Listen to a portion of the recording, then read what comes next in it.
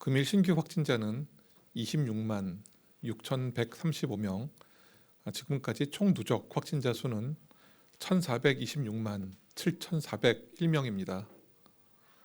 재원 중인 위중증 환자는 1,121명, 사망자는 209명이고 누적 사망자는 17,662명으로 누적 치명률은 0.12%입니다.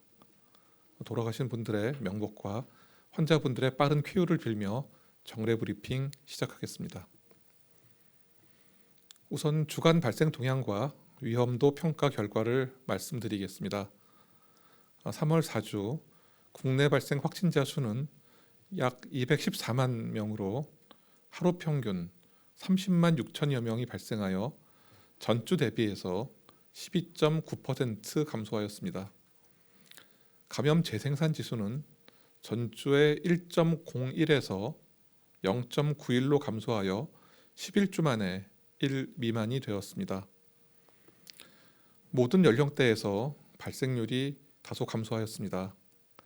다만 접종률이 낮고 접촉 빈도가 높은 학동기 연령에서 발생률이 높습니다.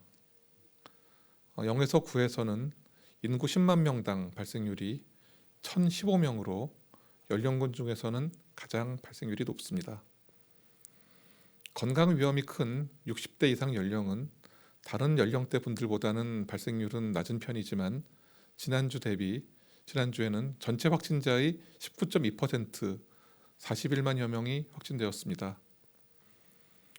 3월 5주 주간 신규 위중증 환자 수는 1,077명, 사망자는 2,312명 발생하여 그 이전 주 대비해서 각각 1.5% 그리고 8.1% 감소하였습니다. 사망자의 위험 요인 분석 결과 여전히 고연령층, 미접종, 기저질환자의 사망 위험이 높습니다. 사망자 중 60세 이상이 93.8%였으며 60세 이상에서 미접종 및 1차 접종자 비율이 3.7%로 상당히 낮음에도 사망자 중에서는 약 38.5%가 발생하고 있습니다. 예방접종 효과 분석 결과 3차 접종 시 미접종자에 비해 중증으로 진행될 위험을 96.9% 감소시키는 것으로 확인되고 있습니다. 미접종자께서는 신속하게 접종을 받아주시길 당부드립니다. 오미크론 변이의 검출률은 국내 해외 유입 모두 100%입니다. 세부 계통 분석 결과 전파력이 보다 높은 BA2 검출률은 국내 감염 사례에서는 67.7%, 해외 유입 사례에서는 76.7%로 확인되었습니다. 이제 BA2형이 확고히 우세종화가 되었습니다. 그리고 최근 대만, 태국, 영국에서 BA1과 BA2의 재조합 변이, 즉 XE형이 확인되었지만 현재까지 국내에서는 발견되지 않았습니다. XE는 BA2보다는 다소 전파력이 높을 수 있지만 발생 건수는 적어 향후 변경 가능성이 있어서 추가 모니터링과 분석이 필요한 상황입니다. XE 등 재조합 변이의 국내 발생은 없지만 전 세계적으로 이들 변이의 특성에 대한 분석 자료가 부재하기 때문에 추가 조사가 지금 계획되어 있습니다. 신종 변이 XE에 대한 경계는 필요하지만 아직까지 지나치게 우려할 상황은 아닙니다. 중환자 병상 가동률 62.8%, 준중환자 병상 가동률 69%로서 여전히 높은 수준입니다. 비수도권에서는 중환자 병상 가동률, 준중환자 병상 가동률 모두 70% 이상입니다.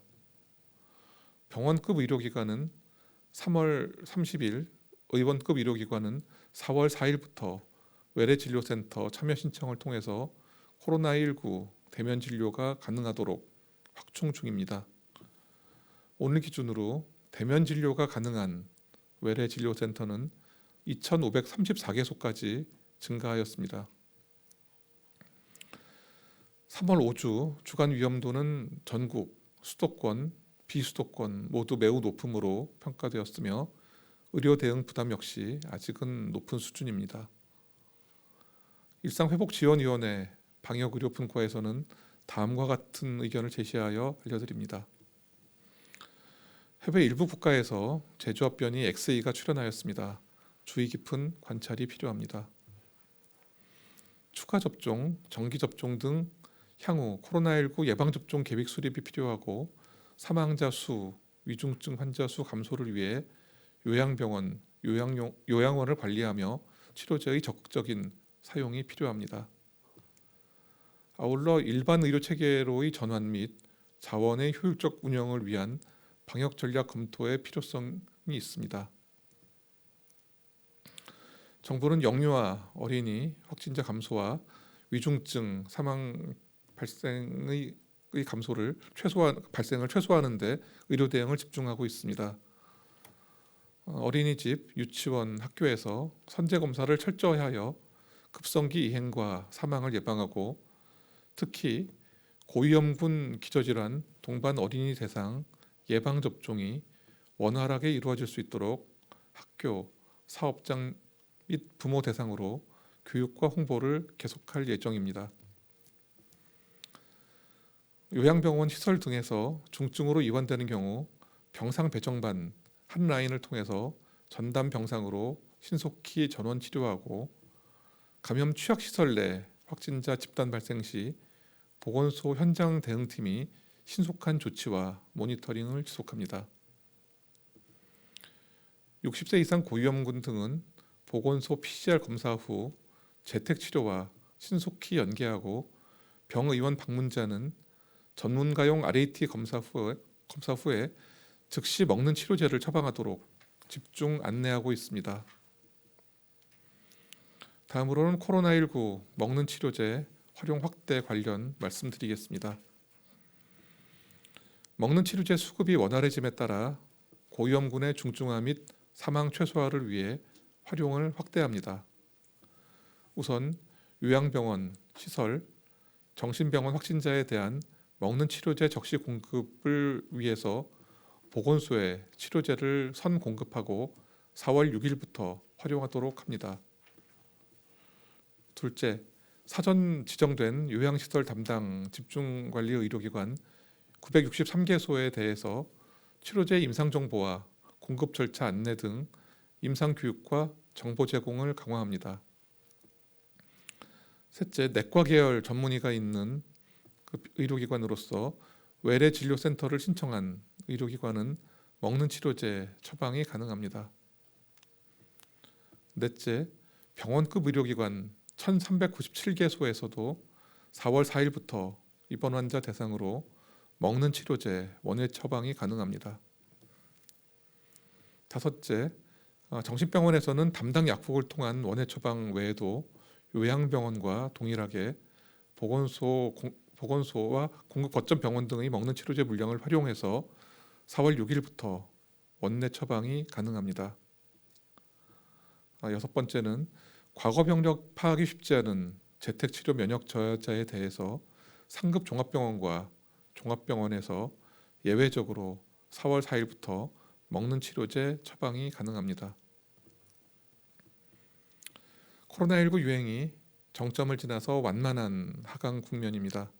그러나 성급한 판단과 방심은 위험한 결과를 초래할 수도 있습니다.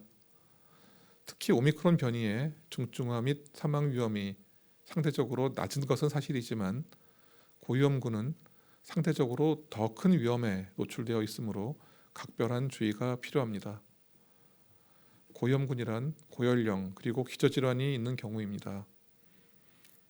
고위험 요인 기저질환은 고혈압, 뇌경색, 심부전 등 순환기계 질환, 치매 등 신경계 질환, 당뇨병, 악성 종양 등입니다.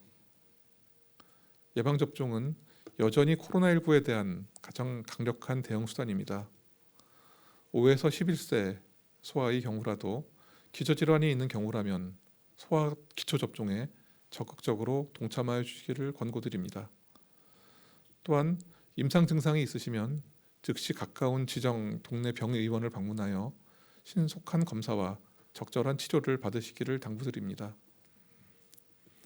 실내 대면 활동 시에는 항상 보건용 마스크를 착용하여 주시고 불필요한 모임이나 접촉은 가급적 자제하여 주시는 등 기본 방역 수칙을 준수하여 주실 것을 부탁드립니다. 정부도 최선의 노력을 다하겠습니다.